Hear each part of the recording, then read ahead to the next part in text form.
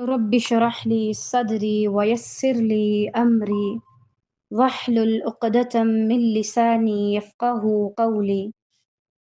رب زدني علما، اللهم فقهنا في الدين، اللهم بارك لنا في أوقاتنا، اللهم أخلصنا لوجهك الكريم.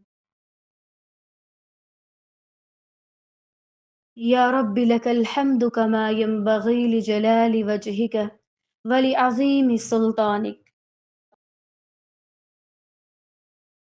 أعوذ بالله من الشيطان الرجيم. بسم الله الرحمن الرحيم. سأصرف عن آياتي الذين يتكبرون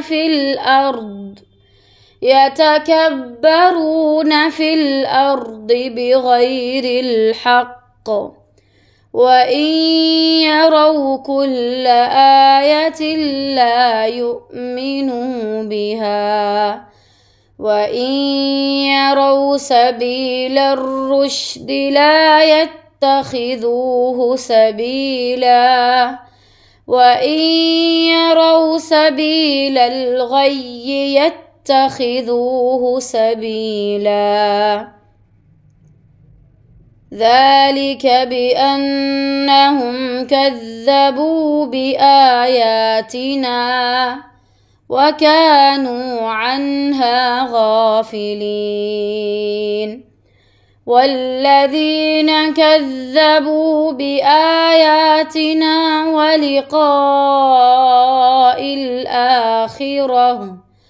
ولقاء الآخرة حبطت أعمالهم، هل يجزون إلا ما كانوا يعملون.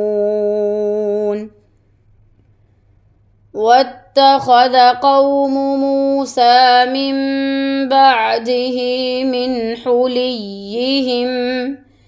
من حليهم عجلا جسدا له خوار، ألم يروا أنه لا يكلمهم ولا يهديهم سبيلا، اتخذوه وكانوا ظالمين.